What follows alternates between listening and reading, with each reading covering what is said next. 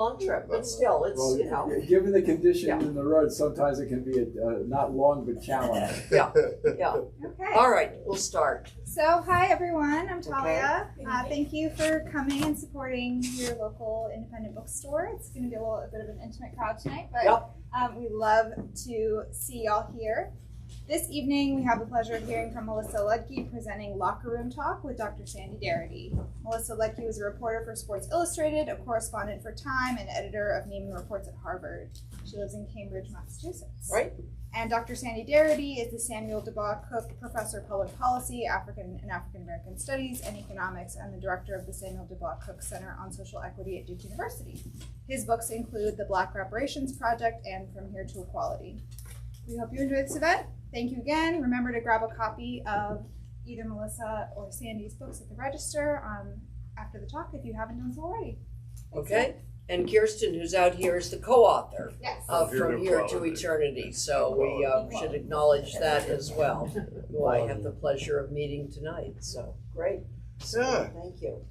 So Melissa, I thought I'd start with the fact that we have. Want to start with these just so we can pick up a little on the YouTube, right? Yeah. Sure. Okay. I thought I'd start with the fact that. I don't think we're on yet, are we? Tap it. No. Maybe not. Okay. Oh, is there a button to push or something? I got it. Okay. You can push a button. Fabulous. You're right on time, as it turns out. Because I think it's going to be easier to pick up there if we do this. I think I do. Okay. I got the green Oh, you light got on. it. I got the green light. You got the green light, Sandy? You got it. All right. I heard something. There it is. Okay, there we are. Fabulous. Thanks, Talia. Okay, go for it. All right. So I wanted to start with the fact that we have a shared background, We do. having both grown up in exotic Amherst, Massachusetts. Indeed, indeed. And, we went to the same high school, and I was wondering if you had some thoughts about how growing up in Amherst actually affected your subsequent trajectory. In You terms know, of your it's attitudes, interesting, Sandy. outlook, Yeah. et cetera. No, it really did, but perhaps not in sort of the more lofty ways that you're perhaps indicating. You arrived when I was in high school. We were a year apart, and I remember well when you came, when your father was recruited up to the University of Massachusetts from North Carolina, and we came to know each other then, and we haven't seen each other since 1968. That's probably right. But we've been together on Zoom. But, you know, when I came down here, I thought, you know, no one that I'd rather talk with than Sandy. So here we are. You don't mind if I call you Sandy, because that's how I know you. Okay. Yeah, I grew up in Amherst. I was there since I was six months old or so. So I really had my girlhood there. And one of the things about growing up in a university town in what was then even a more rural part of Massachusetts, the western part of the state, was having the opportunity as a girl to play sports and organize sports and be encouraged to be involved in sports. You know, growing up there, I was in my own bubble, as we all were in childhood. And I thought this was the experience that every girl had in America. I mean, I don't know, that's how I guess you think as a child. But I've come to learn through talking with people my own age, in terms of reading, that most girls my age, most now women my age, never played competitive sports. They were never encouraged to. And if they liked sports, they were sort of discouraged in liking it and pushed in different directions. My mother loved baseball. She had grown up as a fan of the Red Sox and very close to her father in going to games there. And although we did live about 80 miles from Fenway Park, at a very young age, she started taking me there for games. And on the other hand, my father, who was a professor like your father was at UMass, decided that we should follow all of the sports teams there. And by follow, he meant load the kids in the car on the weekend, and if there's an away football game, you go to the away football game. Now, that was very unusual. I mean, he had two daughters. That's when the university still had the pejorative nickname. They had the name Redmen. Yeah, they did, Redmen. Yeah. So we would go. They're now called the Minutemen. But we would follow them. I remember going to Harvard Stadium and Holy Cross, and we would just travel. And, you know, again, this was very unusual that if a father had daughters, that he would somehow turn them into sports fans who would be knowledgeable about the game that they're watching. So this meant that as I grew up, and it became very critical when I majored in art history in college and decided that wasn't for me, and I had to come up with a plan B. Yeah. And so plan B became sports. Okay. And I think it came that way because of my growing up in a place where sports was considered to be something that a girl could both participate on the field, but also not be mocked, you know, for being able to talk about it and enjoy talking about it. So you mentioned in the book that you played 3 sports. I always played sports, whatever it was available. And at Amherst High School, what was available was volleyball in the fall, basketball in the winter, and then we had a choice between softball and tennis in the spring, and I would play tennis. I didn't play softball. And then in the summers, I had the opportunity to go to Cape Cod for a month. My grandmother had a house there. And so then I learned to sail against the men because I was one of the few girl skippers. I was under the impression that at some point you played baseball. I only played baseball once I got to New York, and I was with Sports Illustrated in Time, and we actually had corporate or magazine teams, and then I played. Yeah. I always played. Yeah. You know, a kind of pickup in the neighborhood and that kind of thing. So I could hit a baseball very well, and I loved fielding a ball. So I was certainly capable of playing. But if you had to choose between the 2 sports in the spring, I loved tennis, and I chose tennis. So, you know, it was a sort of being able to compete. And they say now, the research is very clear, that if girls compete on athletic teams, that these young women grow into young women and women who evidently do much better when they get into workplaces because they've had the exposure to working collaboratively as a team and also the competitiveness. So it's that combination. So when art history, which I love to study, did not seem to me something I wanted to pursue in terms of a work experience, I was very, very fortunate to kind of slide into sports as plan B. Yeah. So, your court case. Yes. Yes. We're going to jump ahead. Kuhn, okay. is a landmark case. Okay. And, you know, your book reveals the huge array of obstacles that were placed before you. Yes. The long fight that you had to wage that culminated in that court case. And so I was wondering, what's your sense of what inspired you to wage that fight? All right, let me back up a little bit because ultimately I waged the fight because Time Incorporated, which owns Sports Illustrated, when it was learned that the commissioner of baseball had signaled me out at the World Series as the only woman covering that series in 1977 between the Yankees and the Dodgers. He had signaled me out because I had established with each team the majority of those teams they had given me permission essentially to be in the clubhouse, which they didn't really have to give me, but I should have had because I had a clubhouse pass that said I had access to it. But the commissioner made the decision to, in the middle of that game, deny me the access that both teams had given me and that my credentials said I had. The Dodgers took a vote, right? The Dodgers took a vote. But there's some mystery about exactly what that vote was. Well, it was told to me that it was not unanimous, that it was a majority of the players said they understood that I had a job to do and that I had a credential that said I could do it. But the commissioner nixed that. And so what that set up, I'm Sandy. going to grab some batteries for the mic. Okay. Well, what that set up for us was a confrontation that was not one that I had sought.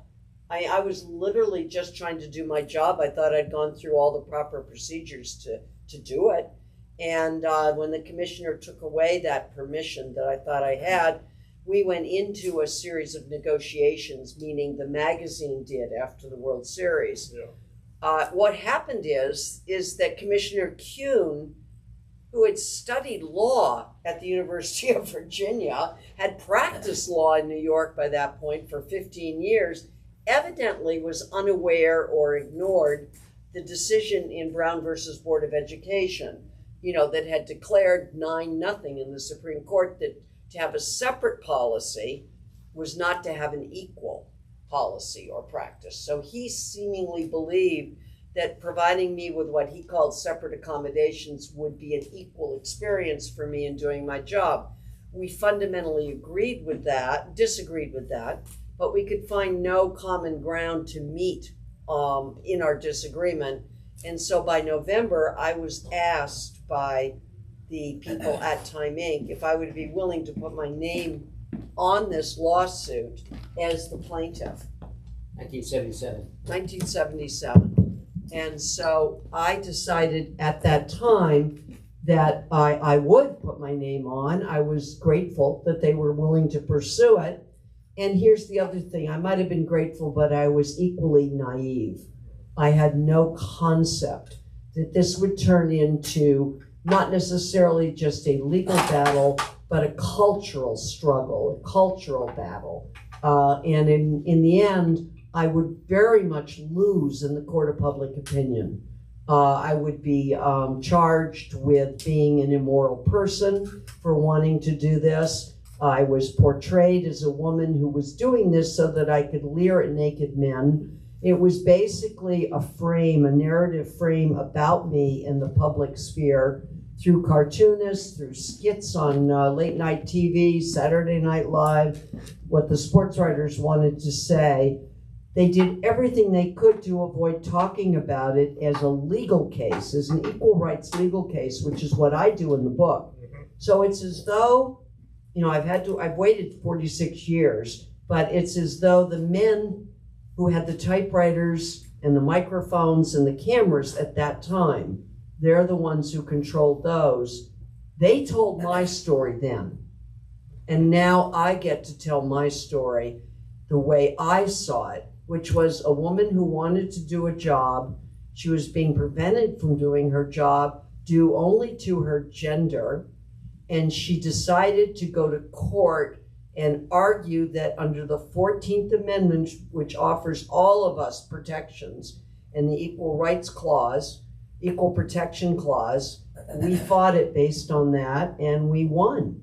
And that was in an era of the 1970s when I was certainly far from being the only woman who found herself as a plaintiff in courts fighting against gender discrimination and overturning barriers that really had prevented women from entering a number of jobs in a number of places that they wanted to be.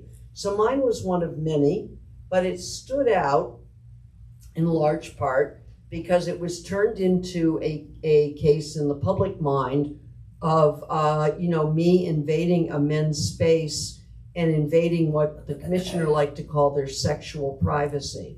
And as soon as it became portrayed as a case about sex and women's leering eyes and men's naked bodies, it took headlines that other cases about workplace discrimination wouldn't necessarily have taken in the public mind. So the way I interpret the book, it becomes pretty clear that the locker room is treated as this sacred homosocial male space. Well, that's an interesting way to prescribe it. Yes. Let me just give you an example. Let's break it down. It's very easy to do this way. But just to add to that, you were denied the opportunity to have access to that space both before and after the games. And that's key, Sandy. Yes. I'm really glad you said that. That is very key. Yeah. Let's break down, first of all, just lay of the land. Look at the blueprints of the old Yankee Stadium and you see, like you would be in a drone above it and looking down, you would see that the largest space in the middle of it, of the clubhouse, is the locker room. And you would see that off to the side is the manager's office. And then around that space, you would see 7 additional rooms. So 9 rooms in all. The only 2 rooms that any member of the press could be in would be the locker room and the manager's office. There would be absolutely no access, and there would be walls separating us from the shower area, the toilet area, the changing area. training rooms, entertainment rooms for the players where they could go sit on the couch and watch TV. So in other words, there were an awful lot of places that players could be rather than the locker room. And there were an awful lot of spaces where they could either wrap a towel, put a bathrobe on. There were a lot of players making a lot of good money doing jockey underwear ads at the time. So on the pages of Sports Illustrated, you could turn past my story and you could see Jim Palmer, you know, in jockey underwear. So there would be no problem with a man putting on a pair of underpants as he finishes his shower to come out. But Sandy's point is beautifully said, and rightly so. Before the game, there's 50-minute period when the players come off the field from batting practice. They go through the dugout, they walk into the clubhouse, and they're sitting around the locker room. During that time, I don't know, some of them may be signing baseballs, they're reading, and that's a time when, if you're a magazine reporter in particular, that's when you want to be there. That's not the chaos after the game that people like to see in their mind of, you know, these players supposedly throwing towels and, you know, naked or whatever. During this time, not one player changes out of their uniform. They're all sitting, they're all around. And yet, so you have to ask yourself, why was I also kept out of the locker room then? If in fact the problem, as the commissioner defines it, is protecting the sexual privacy of his players. So let's throw one more thing in. I realized I haven't said this to many of the groups that I've talked to about this book, but you kind of set it up here. What we discover in the course of sort of my lawyer preparing his case and doing the due diligence, and we get through discovery a lot of the confidential memos related to our case from baseball. They in turn get confidential documents from Time Inc. That's just how it works in a legal struggle. What we discover through the depositions that my attorney did of Kuhn, Commissioner Kuhn and others, we are able to track an evidentiary record that in the process of making his decision about keeping me out of the locker room, the commissioner has consulted with not one baseball player. So his contention in the public sphere is to say that he is protecting his players because somehow they need his protection. What we discover is that he's never had a conversation with one player or one manager about this policy that he's put in place. And in parallel, he also said that this would be very disturbing to the players who were married. Oh, yes. To their well, wives. of course, that was one of the reasons. That's right. Was there any evidence that he had consulted with any? No, in fact, I asked that question. That was you and I thinking the same way. Amherst High School trained us well. I ended up in the fifth inning of the first game, being called up to the main press box and informed by the commissioner's lieutenant. I'd asked to speak to the commissioner, but he would never speak to me. And so I was left to speak with the person who was in charge of media. And he basically told me that the commissioner wouldn't allow this. And so what happened is that I asked him for the reasons why. And the first reason was that the commissioner had yet to consult with the wives on this and that they'd be very displeased if this happened. And so I then said, can you name a policy, you know, that you've discussed with the wives, where the wives have had an input, you know, in baseball? And he got very perturbed at that question, didn't answer. And then he went quickly on to say that, okay, well, all right, maybe not the wives, but, you know, if this happens, the children of the ball players will be ridiculed in their classrooms by their schoolmates the following day. And we can't have that. We can't have the children be harmed by this. And so at that point, I really had nothing left to say. I was just left speechless, because you have to ask yourself, how is it that this news is going to be conveyed to the classmates of the children of the ball players that on this particular night, a woman went into the clubhouse of the player? In other words, you get it. I mean, it was preposterous. So I did have my wits enough about me to end the conversation by saying to him, I said, so you are saying that I cannot have access to the clubhouse because I'm a woman? And he answered, yes. You know, I mean, it kind of shocked me. because there it was. I mean, it was plain as could be that this was a case what we filed as gender discrimination, and he had all but said that is exactly what it is. Well, So that was the definition. Another really interesting fact that I think came into play in the case. There were two other professional leagues where this kind of obstacle no longer existed. That's right. And one of them didn't surprise me, which was the NBA. Okay. The other did surprise me. The National NHL. Hockey League, right? Okay, well, think about it this way. Don't think about it as what you think about in terms of the players skating in the arenas, and you think about the game, and a lot of the players come from Canada. Here's why it mattered. Because these leagues depended at that time, as they do not now, because players have access to their own media channels. We have social media. The only way to get what was called free media, which is known as stories written about your games that are going to then fill the seats for the next game, was that you had coverage and full coverage by the media. So during the 70s, what happened is that major media organizations got sued by their own women for patterns of gender discrimination in hiring, in pay, and promotion. And so the result was of those suits and the fear by many publications that they would be next in line to be sued was often to do things like hiring one woman. Well, I only wanted one. That's all you needed to avoid being sued in the sports department, because that was the most obvious place that there was an absence of women there. So these publications hired women. And when they brought them in to cover sports, and the sports editor then had to figure out what to assign them to, they would never assign them to baseball or football, because those were considered to be the top tiers of sports coverage. Yeah. Okay, that's what you aspired to when you began as a young man, and you aspired to get to those. The two leagues that they hired, that they assigned these women, these one women apiece to, was hockey and basketball. People don't think of basketball, this is in the realm of Michael Jordan from, North Carolina, etc. That hadn't happened to basketball yet. Basketball was still a very small league.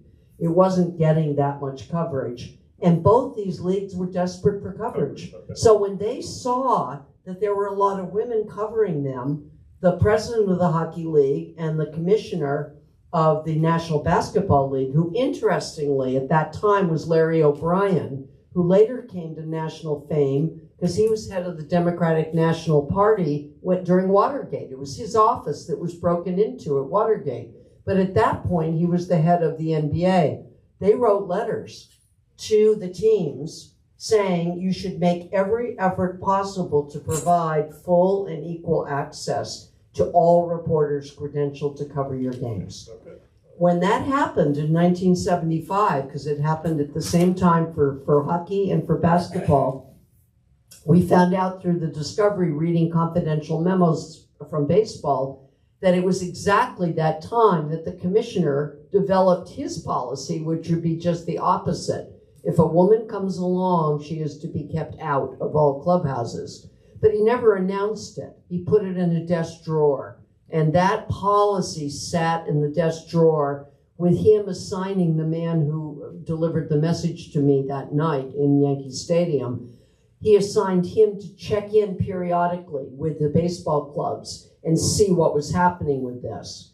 And what we discovered is that in 1976, lo and behold, I never knew this until our court case, the Yankees had actually taken a vote themselves and said that there were some women who were showing up occasionally and they felt they ought to have the right to be there, just alongside the men.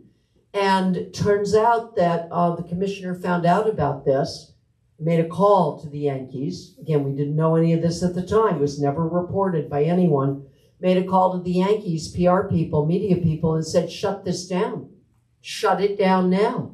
We cannot have a slippery slope here. If other teams find out that the Yankees have done this, no, this will not be tolerated. And the commissioner of baseball had absolute authority, because when baseball set up the role of commissioner, it was after what was called the Black Sox scandal, which is the biggest cheating scandal in baseball, 1919, 1920. they decided to hire Judge Landis. And Judge Landis said, I will not take this job. I will not give you the imprimatur of my name and my reputation unless you give me absolute authority. And that's when baseball got this clause called the best interests of baseball resides with the commissioner's authority to make that judgment. He doesn't have to ask anyone else. He is the god of baseball. He cannot be, he cannot be doubted. He cannot be publicly ridiculed by team owners, and players can't go up against him. It was absolute authority, and they got antitrust exemption at the same time. Yeah. So they became exceedingly powerful, and it led to them, one commissioner after another, having major victories in court.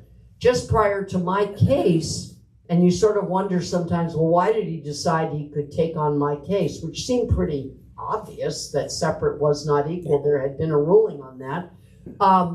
Why did he take it on? Well, if you look, he had just defeated Curt Flood in the courts over what would become the free agency system. He had defeated Flood because of the best interest in baseball. He made the argument that I have been granted by my contract best interest in baseball. If I decide that Curt Flood cannot become a free agent, that I will keep him as a embedded kind of slave, was essentially what Curt Flood was arguing. You're basically saying I can never leave the Cardinals. I can have no free agency. And Curt Flood quit baseball. Curt Flood quit baseball and died a very, very lonely and very sad death in a basement apartment, I believe, in Oakland, California. I mean, it was a tragic, tragic situation. He then went on about a year before my case, and he defeated Charlie Finley in court. Charlie Finley was the owner of the Oakland A's, and Charlie Finley decided after winning a few World Series that he was maybe tired of winning World Series. For whatever reason went through his head, he decided to do a bargain basement sale of his 3 best players. And the commissioner said, no, you can't do that. You can't underestimate the value of your players and start selling them all around.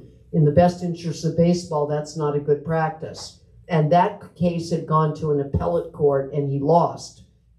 Charlie Finley lost. So once again, the commissioner had 2 recent victories under his belt. And I think he was feeling particularly feisty and strong. And it was just sort of a feeling that I can't be defeated. So I feel strongly about this, and I'm going to take it on. And so he did, but he lost. Now, partly the reason that he lost in my case, we can get into the case a little bit, is that I had a brilliant lawyer. I had a judge who understood the Equal Protection Clause in the 14th Amendment like probably no other human being alive at that time. We can talk about Constance Baker Motley. We can talk about her in a minute.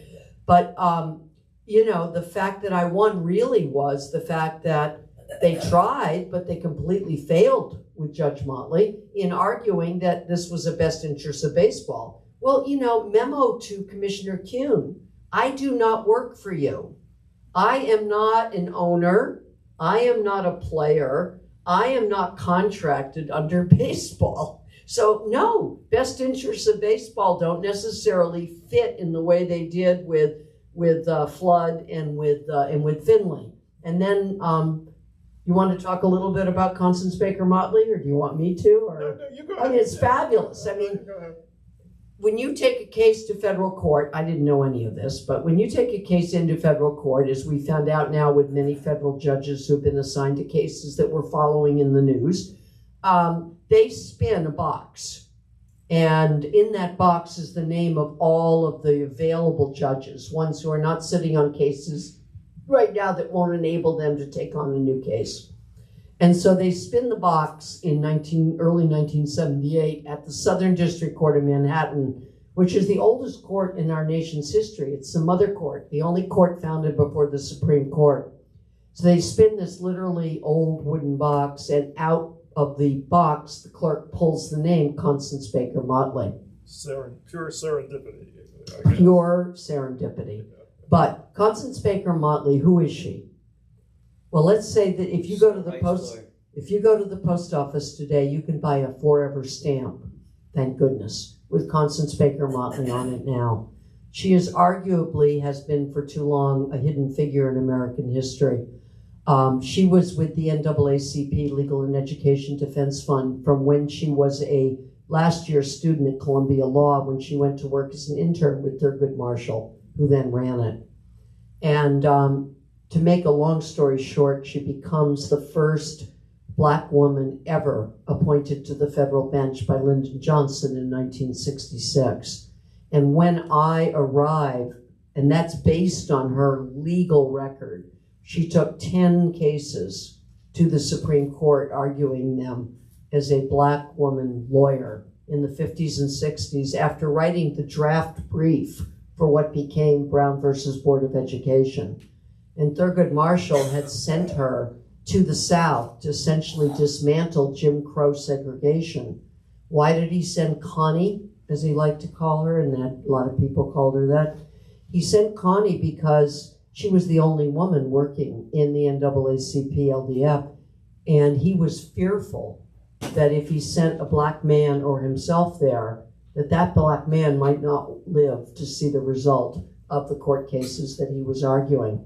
Because when she went to the South to try to get, for example, James Meredith to be the first Black student at the University of Mississippi, when she argued cases in the courthouse in Jackson, Mississippi, she could not use the telephone. She could not use the bathroom there. So she'd have to leave the courthouse, and whenever she went on the street, she was heckled. She was called names. The people of Jackson were furious that she had come to their town as a Black woman to try to take away their legal segregation. And so it was a relentless struggle for her to argue these 10 cases. She also was the lawyer who got Martin Luther King Jr. out of jail twice in Albany, Georgia, Birmingham, Alabama. She once said the most proud thing for her in many ways was getting all of the children in Birmingham, Alabama re-enrolled in schools that had literally expelled almost 1,000 children for participating in the Children's Crusade on the streets of Birmingham. So she was an extraordinary woman. And the reason that Johnson was unable to put her onto the appellate court, as Kennedy had put Thurgood Marshall onto that court, is that when it came time in 1966 for her to nominate her, he wanted to. That's what his first intention was. But he ran into a chainsaw because James Eastland, the segregationist senior senator from Mississippi, told Johnson, "You will never get that woman onto the appellate court after what she did to my state, to Ole Miss. You will never, over my dead body." So Johnson, who rarely gave up a fight, decided to give up that one and go and appoint her to the mother court of our country, which is the Southern District Court, as a district court judge. And still, Eastland made that nomination drag out for 7 months, including bringing up people to testify that when she was young, she was a member of the Youth Communist Party. He did everything he could to stop it. And people who were on the Second Circuit wrote letters against her. So when she even arrived at that court in 1966, she arrived knowing that many members of the court that she was sitting on had written in opposition to her being appointed. So anyway, I get there, and so 1966, she comes to that court. 1978, they do the spin, because it was the big end of the year in 77. So 78, they spin it. At that point, it's been 11 years that she's been on this court. She is still the only woman, white or Black, who has ever been a judge on this entire court in 189 years of history of this court. Only woman. So it's incredible that her name is chosen for this case, which had such a high profile as a gender discrimination case. And note of it was taken, obviously, by baseball, who felt this was a setup. And note was taken of it by my attorney, not with an arrogance that said, "Oh, well, because Constance Baker Motley's chosen, we've got an easy ride," right? That was not the case, and I don't know what's happened to the mic. Well, he found out she hated baseball, right? Yes, you've read the book or something. Yes, so he did his due diligence, and he discovered, it's only red, so I'll just keep talking. My attorney, who was, by the way, a gentleman named F.A.O. Schwartz Jr. And yes, his great-great-grandfather had founded F.A.O. Schwartz, the toy store, but he had a lot more going for him in his legal work. He had been the man who, when he was the chief counsel for the Church Committee on Privacy and Surveillance during the 2 preceding years to when he took my case, he, Fritz had been the one who had found the letter that was supposedly sent anonymously, but was sent by the FBI, again, to Martin Luther King Jr. before the Nobel Prize, suggesting that he commit suicide before accepting the Nobel Peace Prize. Fritz had also uncovered the counterpole activities against the women's movement and the Black Panthers. Extraordinary human being, a brilliant man, and he became my lawyer. So we have the only woman to sit on the Southern District bench. We have this brilliant lawyer who is the outside attorney for Time Incorporated. And what my book does is really take us through that hearing. We hear the arguments that my lawyer put forward. We hear the defense that baseball tried to raise with the best interests as well as a number of other things. They bring up the Finley case, etc. So what I really am trying to lay out is, how do you make this argument? What is the argument, in an equal rights case in that time? And what is the power of the 14th Amendment? Anyone who knows anything about the Constitution, and it took me a while to really go back and learn this, is that when you have a private entity as baseball was, or a private entity as the New York Yankees were, constitutional protections don't exist in a federal court. I can't make an argument in a federal court calling on the Constitution unless I can first pass the rule that I can prove that there's been some kind of state action, some kind of entwinement of a city, a state, government entity that will be able to then have the judge say, there's enough of government engagement here that I can bring the Constitution to bear on this decision. So if we had lost the argument that the state action doctrine applied in this case, we would have lost the case. Yeah. So let's just give you a little example. Had Kuhn done this in Dodger Stadium, privately built stadium, rather than Yankee Stadium, we would have had no standing. We couldn't have argued the case, okay? So it made a difference that he did this in Yankee Stadium because the prior 2 years, the New York City had put $50 million into refurbishing the stadium and had a 30-year lease. So the argument that we had, this, I hope you'll find some humor in this because I had to as I began to do this. I'm sitting in the courtroom, 26 years old, sitting in the back benches, and my attorney early on in his argument says, Judge Motley, I'd like to draw your attention to the case that we're going to be, resting our argument primarily on. And he starts talking about a parking garage in Delaware. And I'm like, what does a parking garage have to do with a clubhouse in Yankee Stadium? I'm like I'm lost. I have no idea. And through that entire argument, the rest of the hearing, I have no idea what he's talking about. But it turns out that that is the case that set up the state action doctrine in 1961 by the Supreme Court.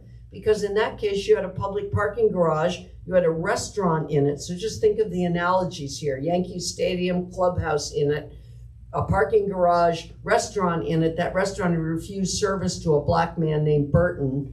Burton goes to court. It goes up to the Supreme Court because in Delaware, they don't give him a favorable ruling. He takes it to the Supreme Court. And this is also before the Civil Rights Act. This is absolutely before the Civil Rights Act of 1965, which would have given him the right to move in that direction. But instead, he has to make that same argument we have to make. And he has to argue that because this was a public parking garage and it has a lease with the city and the city funds went into creating the parking garage and the restaurant is in it, that there is an entwinement in this. And the Supreme Court makes this ruling in 1961. Okay, so now, just guess, who was the co-counsel in arguing that case to the Supreme Court? Well, it was Constance Baker Motley. And the reason is because every case in that era that went before the Supreme Court that had a civil rights, civil rights imprimatur, it was about racial discrimination. The NAACP LDF was the place that knew how to make the arguments to Supreme Court. So every case would have a co-counsel from the NAACP LDF on top of it. And this was argued. If you look under the case, you'll see the argument. The counsel was the only black attorney, Harvard educated, in Delaware. He's the counsel, but Constance Baker Motley was the one who helped him to be able to frame the argument and frame it before the Supreme Court. So when my lawyer says, which of course he knew, I mean, when he set it up, he said, and Judge Motley, we're going to be resting our argument on a case out of Delaware called Burton v. Wilmington Parking Garage. And she immediately breaks in and says, sir, I know a little bit about that. I was the counsel in that case. So, it's a complete, so I hope you're going to say, but did that mean that she would all rule favorably for you? Because it didn't. The interesting thing is that you go back in her judicial record, which I do not have the qualifications to do, but her biographer, who is Tomiko Brown-Nagin, who's a constitutional scholar at Harvard, who wrote the book Civil Rights Queen, which I commend to you, and it only came out 2 years ago, did a number of law review journals. And in one of those law review journals, she had a very, very, very rigorous quantitative analysis where she broke down all the cases that came before Judge Motley as a judge in the Southern District Court. And she broke them down by categories. And if you look at the category that is the 14th Amendment cases, she ruled more often in favor of the defendant than she did the plaintiff. So it is a wrong assumption, and this is one of Tomiko's arguments, is to suggest that because she was an advocate and a successful advocate for the power of the 14th Amendment in her cases as a racial discrimination attorney representing her clients, it did not mean that she would carry that over in a biased, which is what everyone said of her, that she'd be biased in her rulings. That does not show up when you actually look at the evidence. And the final piece of evidence in this is that people ask me all the time, well, what if a different judge, a man, had been pulled out? Well, I think that was the notion that baseball was working under. She'll be overturned. They were sure of that because the Second Circuit actually didn't want her on the court to start with. They'll look at her opinion very harshly, and surely they'll be on our side because they're all white men and they'll certainly see the righteousness of our position. So they took it to the appellate court for a summary hearing, and they got a three-man bench, and they had a hearing, and the three-man bench ruled quickly because they asked for an expeditionary, hearing, and the three men ruled 3-0 to uphold her decision in every aspect of her order that she wrote. And that was when baseball decided to quit. And they didn't take it to the full appellate court. And did that have the repercussion of compelling the NFL to change their practice? Over time. Yeah. Nothing compels these people to do anything. It's a gradual process, and I've come to understand that through the years. Even in baseball, with my suit, the district court could only rule on what would happen at Yankee Stadium, but it began to have ripple effects throughout the league. And when the baseball dropped the appeal, they came to Sports Illustrated and said that we would like to make a deal with you in terms of not being required to pay your legal fees, and so the deal that SI made is that we will not require you to pay our legal fees if you write a letter to all your teams saying that the time has come for them to provide equal access. They worked out the wording. It was not a demand that said you have to mandate it. And so he did not mandate it, and he did very little to make it happen. So it actually wasn't until 6 years later in 1984 when Kuhn left and Peter Ueberroth, who had run the Olympics in 1984, came in as commissioner, and one of his first press conferences happened after the playoffs in 1984 in Chicago, where Claire Smith, who was then covering baseball, was literally carried out by players from the San Diego Padres locker room. And she was left in the hallway, to which the manager, Gene Mock, said, "You don't belong in here." And she was in tears that night, and a player who she knew came out and helped her. But this got wide attention, and Ueberroth called a press conference and said, It may have been under the former commissioner that you had to think about giving equal access. Now it's mandated. So it still took 6 years from the decision there, and it took Bowie Kuhn actually leaving, another commissioner coming in, incidents happening that, brought this to attention. So I've got a couple more things I'd like to explore with you, but I'd also like to point out that it took approximately 16 years before the Brown versus Board Yes. of Education policy was actually implemented Yes. to desegregate schools throughout the South. Exactly, and this follows that in many ways. Oh my goodness. Because what you discover when you are a plaintiff, and you think that because there's a ruling that comes down that orders something that you needed to happen to change your life, what I have understood in more focus through the years, and particularly in watching backsliding that we're seeing now in a lot of dimensions, is that if you do have a skillful lawyer, you have a case that rests on precedent that can be presented, and you actually change the law, that is an easier assignment than changing the attitudes that need to change because of that ruling. And of course, you're right, with Brown versus Board of Education, the result of it was that schools in North Carolina and other states, just set up white academies so that they didn't have to adhere to Brown versus Board of Education. Same thing here, that even though there was a ruling in the court, it didn't change the attitudes that had been so, against me all along in terms of public opinion as well as within the institution. So it's 7:00. Here's a question. Should we do that? In Virginia, they close schools. Yes, they closed Some people schools. just close schools. Right. Yes, but children then eventually went to school. They set up separate academies. White children. Yes, that's what I mean. Yeah, That's yeah. what I mean. Yes, of course. Yes, Schools. absolutely, of course. Yeah. And obviously they didn't shut down baseball, but they did everything they could to not make it a smooth transition for women. And they really, in some ways, didn't have to, because it took a long time for the attitudes to shift in the newsrooms to enable women to work their way up to a place where they were going to be present in baseball. So. Yeah. So I one of the things that I was hoping you'd explore, but the book is rich, and so I guess you just didn't have a chance to do that. But okay. What did I leave out? So I was thinking about the parallel history, which is not identical, that's associated with the Negro Leagues behind the walls of segregation. Absolutely. And you make mention of Jackie Robinson, but I think you do so in the context of the heroic narrative.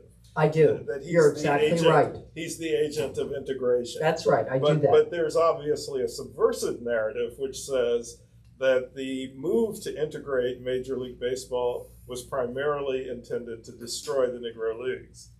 And I was thinking it's very interesting that in the Negro Leagues, they actually had 3 women who played. Yes, they did. Tony Stone, among others. Yeah, Absolutely, yes. Yeah. And they could not have played in the women's league because they were They excluded. were excluded from the All-American girls basketball, professional baseball league. What I couldn't learn was what was the experience of Black women journalists in the sports world. Well, the woman I just talked about who was carried out of the locker room is Claire Smith, who's an African-American woman, and she is the only woman writer to this day who has a plaque in the writer's wing of the Hall of Fame. Right. Claire invited me to, it was my great honor to go with her to Cooperstown and be with her when she sat next to Rachel Robinson on the dais when she was brought up to be inducted into the Hall of Fame as the first woman to be there and still the only woman. So Claire is a leading example of certainly a very, very well-known and well-respected. In fact, 2 weeks from tomorrow, I will be at the Claire Smith Sports Media Institute at Temple University for an all-day symposium on women writers. That institute is named for Claire Smith. It's headed by her. She teaches there and she directs that institute. And she's just a very, very, very dear friend of mine. And I was just so honored when she invited me to be with her at Cooperstown to do that. So, what's that date? Pardon? What's that date at Temple? The date at Temple is October 19th. It's Thank you. Friday, October 19th. There's an all-day symposium about women sports writers. Thank you. Yes, there have been other Black women sports writers that followed her. As many, I was wondering about something I know nothing about. Okay. Their experience with the Negro Leagues as reporters. That I don't know. Yeah. That I don't know that history. And Sandy, just so you know, this book, as thick or thin as people think it is, after I sold this book to Rutgers, the first thing I had to do was cut 60,000 words from my manuscript. So if you think that I had room for more, I did not. There are things that I can't remember cutting, but I did cut that would have been part of the story had I been able to write the full story that I wanted to tell. But because of marketability, etc., it is what it is. So the last thing I'd okay. like to ask about is the title of the book as a signifier. Because in the 2016 election campaign, Yes. Donald Trump Yes. had this Yeah. film that evolved or Yep. emerged Yep. from 2005, and his vulgarities, his Yes. misogyny was all legitimized as locker room talk. That's exactly right. And that's when I got the title. Yeah. That is exactly when I got the title. Because what I heard in that, of course, I heard everything you're saying in it. Yeah. But what I also heard was the notion that the locker room was the place that I could talk with athletes or not talk to them if they kept me out. It was also an understanding that I was going into a zone that belonged to men that had the same crudities, misogyny, oftentimes the same kind of things that he was talking about. He was correct. A locker room is not a place you want to spend a lot of time. You know, it wasn't our choice. It was not our choice that interviews took place there. It was baseball's choice, not my choice. And when we went to Judge Motley in the federal court, Judge Motley couldn't rule that I had to go into a locker room. That wasn't her job. She could only rule under the Constitution whether I ought to have equal access. It was up to baseball to decide. If baseball wanted to conduct the interviews all outside the locker room, Yep. that would be equal. Yep. That would be equal access. So it was never my choice. So when I heard the crudity, I heard that discussion, and I was in the midst of writing this book, in its early version. Yeah. That phrase stuck with me, and I took it. But I was very careful. The other day, someone introduced me on a radio show and said I was the author of Locker Room Talk. And as soon as he opened his mouth and gave the question, he said, it's very important to me that you put the colon in there and have the subtitle. Because Locker Room Talk has a lot of implications and a lot of meanings to people because of how it's been used in the political world. I said, Locker Room Talk, a woman's struggle to get inside, is very different than the connotation of what people have in sort of the political parlance that you're referring to from 2016. So when people just call the book Locker Room Talk, I make sure that I say, wait a minute, and I go into that discussion. And in fact, that was the genesis of me beginning to think that might be the title, and I finally decided to take it. Good. So I did. I stole it from him. But yeah. Thank you. And for my own reasons. But anyway, I mean, Sandy, thank you for having this conversation. And I really appreciate you coming over. It's just such a delight to see you after all these years. It's just amazing. Well, I follow your readings. I read your books. And when Sandy, well, now I've had the opportunity to read your book. So this is great. When Sandy was during COVID that your book and Kirsten's book came out. And I remember inviting, because I saw you or heard you on a radio show and reconnected with you after more than 50 years. And then I invited you to come up to my local independent bookstore where they did a Zoom there. Yeah. And we also did a community meeting with a number of people who were meeting by Zoom in Cambridge. Lori Lander's thing. He came and joined us one morning on that. Flory knows because he lived in Cambridge for years. But So it's just been fabulous, but thank you. Anyone have any questions? Or you're still awake? That's amazing, so that's good. In response to whoever did the editing or copy, tell them that they missed a lot of ellipses, they misplaced the word only several times, Okay, and some paragraphs were excessively rushed.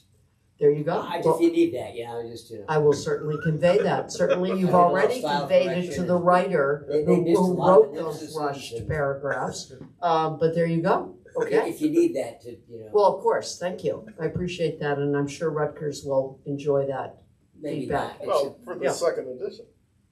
Second edition is already being printed. Oh, it's Even already as we printed. speak. Okay. So if we sell out the second edition like we did the first, then we will certainly convey that to Maybe them. you But make I a case don't, for the 60,000 words. I don't think that we can do anything about the rush paragraphs because that is the fault of the person you see here.